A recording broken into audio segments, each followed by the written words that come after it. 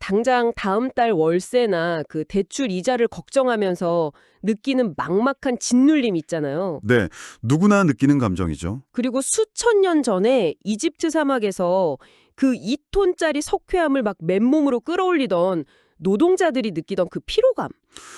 상상만 해도 끔찍하네요. 여러분, 만약에 이 두 가지 감정이 본질적으로 완전히 똑같은 원인에서 비롯되었다고 한다면 믿으시겠습니까? 오늘 저희가 여러분과 함께할 심층 탐구는 바로 이 묘한 기시감에 대한 이야기입니다. 맞습니다. 우리가 흔히 고대 문헌이나 경전이라고 하면 그 외 박물관 유리관 속에 있는 되게 고리타분하고 현실이랑은 무관한 도덕책일 거라고 생각하잖아요. 그렇죠.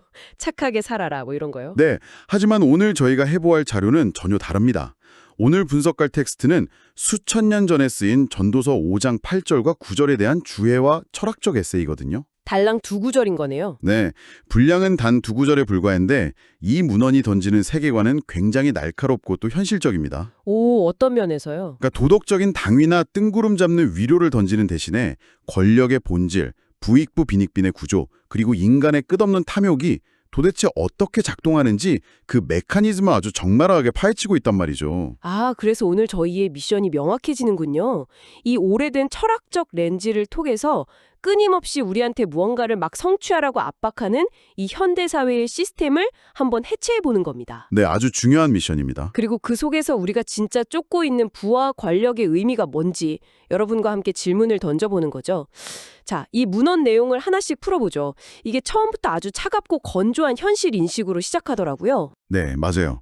전도서 5장 8절의 첫 구절을 보면 빈민을 학대하는 것과 공의를 박멸하는 것을 볼지라도 그것을 이상히 여기지 말라고 되게 덤덤하게 서술합니다. 아니, 보통 이런 문헌들은 정의를 부르짖거나 뭐 불의에 맞서 싸워라 이렇게 해야 되는 거 아닌가요? 그렇죠. 일반적인 기대랑은 좀 다르죠. 오히려 부조리를 보고 놀라지 말라고 하니까 약간 세상의 기본값이 원래 강자가 약자를 착취하는 구조로 세팅되어 있다는 거 아예 전제하고 들어가는 느낌이에요. 바로 그 대목이 정말 흥미로운 지점인데요.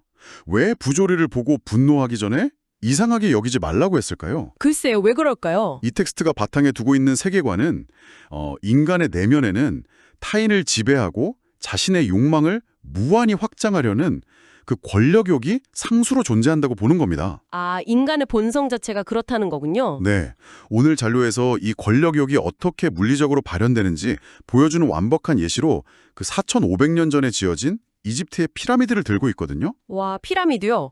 우리가 보통 피라미드를 생각하면 미스터리한 고대 건축 기술이나 인류의 위대한 유산 막 이런 걸로 포장해서 보잖아요. 관광지로서의 낭만도 있죠. 네, 그런데 이 문헌의 시각으로 보면 그건 전혀 아름다운 유산이 아니더군요. 파라오라는 한 명의 절대 권력자가 나는 죽어서도 영원히 통치하겠다는 그 영생에 대한 집착, 그 거대한 에고를 위해서 에고를 위해서. 네. 20년이 넘는 세월 동안 수많은 무지한 백성들의 피와 땀을 갈아 넣은 폭력의 결과물이라는 겁니다. 정확합니다. 파라오가 그 거대한 노동력을 도대체 어떻게 착취할 수 있었을까요? 단순히 채찍질만으로는 불가능하거든요. 반란이 일어났겠죠? 그렇죠. 그러니까 신성한 왕의 영생이라는 거대한 이데올로기를 만들고 그 환상 속의 사람들을 복종시킨 거죠. 아, 세뇌를 한 거네요. 네, 이 텍스는 그 고대의 억압 구조가 오늘날에도 형태만 바뀌었을 뿐 똑같이 작동하고 있다고 지적합니다. 와, 그 비유를 우리 현실로 가져와 보니까 정말 섬뜩하네요. 수천 년 전 이집트 사막에서 돌을 나르던 노동자들의 모습이 현대사회에서 가난이 대물림되고 강대국이 약소국을 막 쥐고 흔드는 모습과 본질적으로 같다는 거잖아요. 완전히 같은 맥락인 거죠. 현대사회에서는 더 이상 돌덩이를 날라서 무덤을 짓지는 않지만 자본이나 기술, 정보라는 새로운 형태의 벽돌을 가지고 거대한 시스템을 막 쌓아 올리고 있단 말이죠. 보이지 않는 피라미드죠. 네, 소수의 기득권층이나 거대 자본이 그 꼭대기에 서기 위해서 수많은 사람들에게 성공이나 자기 개발이라는 현대판 이데올로기를 주입하고 노동과 시간을 착취하는 구조 말입니다. 맞아요. 인류는 형태만 바꿨을 뿐 여전히 자신만의 피라미드를 짓고 있는 게 아닐까요? 결국 야근하면서 에너지를 소진하는 현대인이나 사막의 노동자나 누군가의 영원한 제국을 건설하는 데 동원되고 있다는 점에서는 다를 바가 없다는 거군요. 네, 그렇기 때문에 텍스트가 처음부터 이상하게 여기지 말라고 한 것입니다. 이 세상의 시스템 자체가 인간의 결핍과 탐욕이 만들어낸 거대한 피라미드라는 걸 먼저 인지해야 한다는 뜻이죠. 아, 기본 전제를 깔아라. 네. 이걸 모르면 우리는 끊임없이 왜 세상은 공정하지 않지? 왜 나만 이렇게 억울하게 당해야 하지? 이러면서 현실의 부조리에 부딪혀서 스스로 무너지고 말거든요. 멘탈이 나가는 거죠. 그렇죠. 시스템의 모순을 인류 역사의 어떤 씁쓸한 상수로 인정하는 것, 그것이 텍스트가 제안하는 현실 직시의 첫걸음입니다. 거란 말이죠. 네, 완전히 절망적이죠. 하지만 이 문헌은 현실을 직시하게 만든 다음에 우리 시야를 완전히 다른 차원으로 훅 끌어올립니다. 8절 후반부를 보면 이런 말이 이어지잖아요. 높은 자보다 더 높은 자가 감찰하고 그들보다 더 높은 자들이 있음이니라. 네, 맞아요. 세상이 오직 강자의 횡포로만 굴러가는 게 아니라는 거잖아요. 바로 이것을 더 큰 그림과 연결해 본다면 이 문헌이 제시하는 세계관의 핵심으로 진입하게 됩니다. 핵심이요? 피라미드 꼭대기에서 무소불위의 권력을 휘두르는 파라오나 현대의 막 거대 자본가들이 세상 통제권을 다 쥔 것 같지만 사실 그들조차도 더 높은 차원의 섭리 아래에 있는 유한한 존재에 불과하다는 철학적 선언인 거죠. 그러니까 그들 위에도 누군가 있다는 거네요? 네, 이 텍스트는 세상을 지배하는 게 부패한 인간의 권력이 아니라 그 모든 것을 위에서 조감하고 통제하는 절대적인 거시적 힘, 즉 하나님의 섭리라고 주장을 합니다. 아, 단편적인 현실만 보면 기득권이 영원히 승리하는 것 같지만 더 넓은 타임라인, 더 큰 그림에서 보면 그 악인의 횡포조차도 어떤 거대한 작정 안에서 움직이는 톱니바퀴에 불과하다는 거군요. 맞습니다. 자료에 굉장히 흥미로운 역사적 분석이 나오는데요. 네, 어떤 거죠? 이스라엘 백성들이 이집트에서 그토록 끔찍한 노예 생활을 겪었던 것조차 결국엔 그 극심한 압제와 고통이 있었기 때문에 그들이 비로소 더 높은 존재를 찾고 의지하게 되는 계기가 되었다는 해석입니다. 와, 역발상이네요. 네, 인간이란 존재는 절대적인 편안함 속에서는 자기가 신이라고 착각하지만 완전 바닥을 치고 한계에 부딪혔을 때 비로소 시야를 넓히고 절대적인 섭리를 구하게 된다는 그런 심리적 메커니즘을 짚어낸 것 같습니다. 아, 인간의 인지적 한계를 정확히 찌른 분석이네요. 네, 텍스트가 말하는 지혜라는 건 내 눈앞에 벌어지는 사건의 단면에만 매몰되지 않는 능력입니다. 그러니까 일희일비하지 않는 거. 그렇죠. 만약 우리가 미시적인 관점, 그러니까 당장의 성공과 실패나 빈부격차에만 갇혀 있다면 세상은 지옥 그 자체잖아요. 숨막히죠, 진짜. 하지만 이 모든 과정이 거대한 우주적 섭리 안에서 합력해서 어떤 목적을 향해 가고 있다는 이 총체적 시각을 갖게 되면 우리는 눈앞의 부조리에 완전히 압도당하지 않을 수 있다는 거죠. 자, 근데 여기서 제가 청취자 여러분을 대변해서 좀 날카로운 질문을 하나 던져보겠습니다. 네, 좋습니다. 이 거시적인 관점, 철학적으로는 너무나 훌륭해요. 근데 당장 가난이 대물림되고 착취당하는 현실 속에 있는 사람, 막 이번 달 대출 이자 때문에 밤잠 설치고 직장에서 부당한 대우받으면서 하루하루 버티는 사람한테 네, 그런 분들 많죠. 이건 다 더 큰 그림이 있어서 그런 거니까 넓게 봐라. 이렇게 말하는 게 과연 위로가 될까요?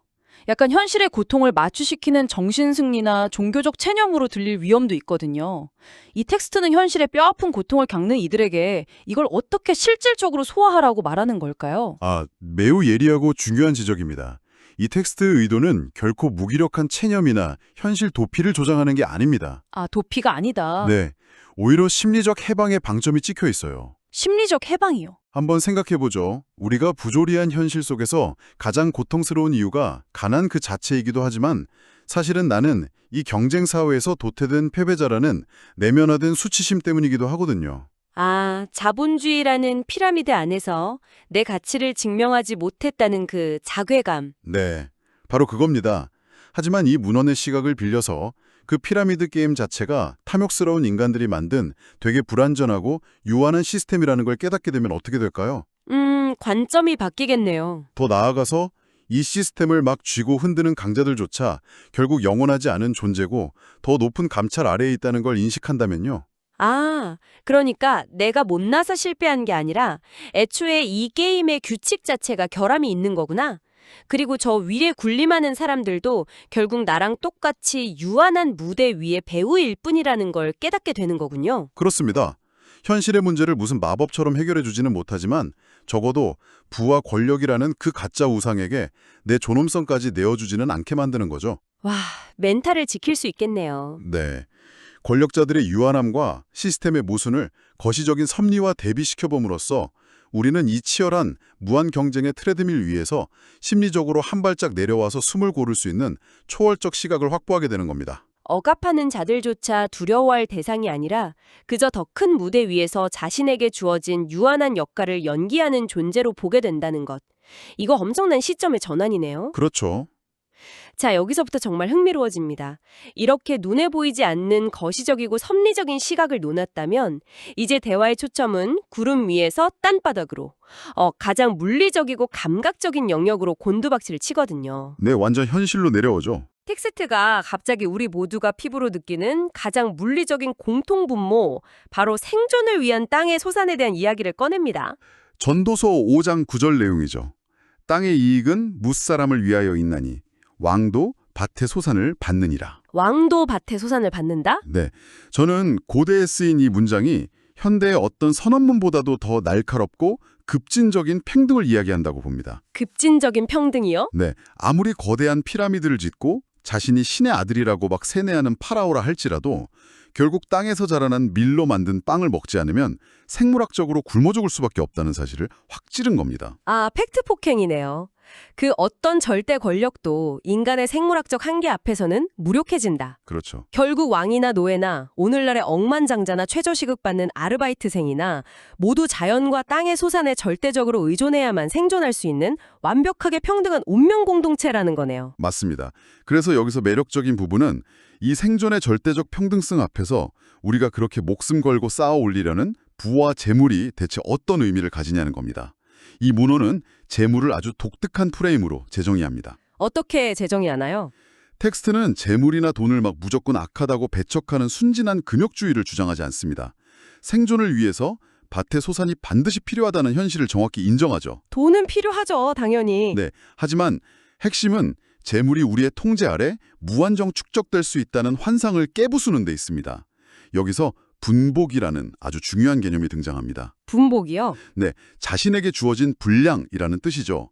재물은 내 욕심과 계획대로 막 쟁취하는 전리품이 아니라 철저히 정해진 뜻에 따라 생존을 위해 할당된 몫이라는 겁니다. 아, 그래서 이 모든 게 대체 무슨 의미일까요? 생존을 위한 필수적인 도구일 뿐이지 그 자체가 인생의 최종 목표 점수가 아니라는 거군요. 정확합니다. 자료에 나오는 그 이스라엘 민속의 광야 생활 이야기가 이 분복의 메커니즘을 기가 막히게 설명해 주더라고요. 네, 아주 대표적인 예시죠. 수백만 명의 사람들이 척박한 광야에서 만나라는 식량을 매일 하늘로부터 공급받아서 생존했는데 막 불안함과 욕심 때문에 내일 먹을 것까지 잔뜩 주워 모아서 쌓아둔 사람들의 만나는 어떻게 됐죠? 다음날 싹 다 썩어서 벌레가 생겨버렸죠. 맞아요. 이걸 우리 현실에 비유해보면 마치 롤플레잉 게임에서 체력 채우려고 포션이 필요한데 게임의 진짜 목표는 잊어버리고 포션을 창고가 터지도록 모으는 데만 혈안이 되어 있는 게이머 같다는 생각이 듭니다. 아, 포션 비유 너무 좋네요. 아이템을 수만 개 모은다고 해서 그 게이머가 게임의 룰 자체를 바꾸거나 영원히 살 수 있는 건 아닌데 말이죠. 맞습니다. 도구를 목적으로 착각하는 인간의 오류를 아주 정확히 짚어대는 비유입니다. 우리는 늘 불안하기 때문에 끝없이 쌓아두려고 하거든요. 돈이 최고다 이러면서요. 네, 재물이 많아지면 내가 내 삶을 완벽하게 통제할 수 있을 거라는 환상 때문이죠. 하지만 광야에 썩어버린 만나가 상징하는 게 뭘까요? 집착의 결과물. 그렇죠. 필요 이상의 부를 축적하려는 그 집착은 결국 그 부를 생명을 살리는 도구가 아니라 나를 억압하고 썩어 문드러지게 하는 불안의 근원으로 만든다는 것입니다. 아, 나를 갉아먹는군요. 출처의 에세이에서 사도 바울의 돈을 사랑함이 일만하게 뿌리가 된다는 말을 인용하는 것도 완전 같은 맥락입니다. 돈 자체가 악이 아니라? 네, 돈을 사랑하는 것, 즉 내게 주어진 분복을 넘어서 재물로 나의 에고를 증명하고 영원성을 확보하려는 그 집착이 결국 나 스스로를 재물의 노예로 만들어버린다는 통찰이죠. 와, 스스로 통제권을 주려다가 오히려 통제당하는 역설이네요. 안 되는 것을 기어코 내 힘으로 되게 하려는 그 무모함이 인간의 가장 큰 어리석음, 이라는 자료의 문장이 진짜 묵직하게 다가옵니다. 현대인들의 가장 큰 착각이죠. 현대 자본주의 사회는 끊임없이 우리한테 속삭이잖아요. 네 운명은 네가 개척하는 거다. 더 많이 소유할수록 더 자유로워진다. 이렇게요. 광고나 자기계발서에서 맨날 하는 말이죠. 그런데 수천 년 전의 이 지혜는 완전 정반대로 말합니다. 내가 통제할 수 없는 거대한 섭리를 인정하고 내게 허락된 분복에 자족할 때 비로소 진정한 자유와 행복을 얻는다고요. 맞습니다. 텍스트가 말하는 진정한 행복과 신앙의 척도는 내 욕망을 성취하는 데 있는 게 아니에요. 그럼 어디에 있죠? 세상 만사가 나의 노력과 계산대로 흘러갈 거라는 오만함을 내려놓는 것. 내 능력 밖에 거시적인 힘, 즉 섭리가 이 우주를 이끌어가고 있다는 사실에 순복하며 만족하는 데 있습니다. 아, 받아들이는 거군요. 네, 이 수용성이야말로 끝없이 타인의 몫과 나의 몫을 비교하면서 스스로를 갉아먹는 그 피곤한 무한 경쟁 게임에서 우리를 해방시키는 유일한 열쇠라고 이 텍스트는 주장하고 있습니다. 여러분, 오늘 우리는 수천 년 전에 기록된 단 2구절의 짧은 텍스트를 통해서 정말 깊고 방대한 철학적 탐험을 마쳤습니다. 짧지만 아주 강렬한 여정이었죠. 처음엔 4,500년 전의 피라미드를 통해서 인류 역사에 끊임없이 반복되는 권력의 지배 구조와 착취의 메커니즘을 냉정하게 직시했습니다.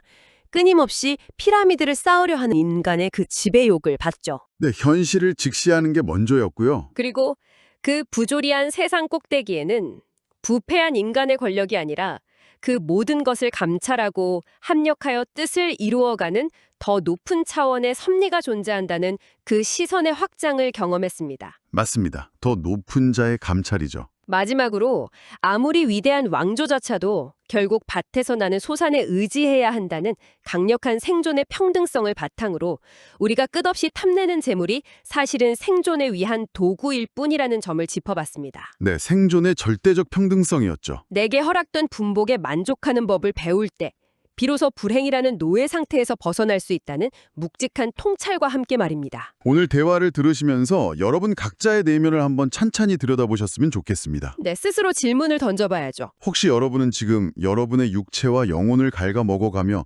끝도 없이 높아지기만 바라는 그런 현대판 피라미드를 쌓고 있지는 않습니까? 아, 뼈 때리는 질문이네요. 혹은 그저 오늘 하루를 살아가기 위한 도구일 뿐인데 결국엔 창고에서 다 썩어버릴 때까지 불안감에 떨며 박박 긁어모으고 있는 여러분만의 만나.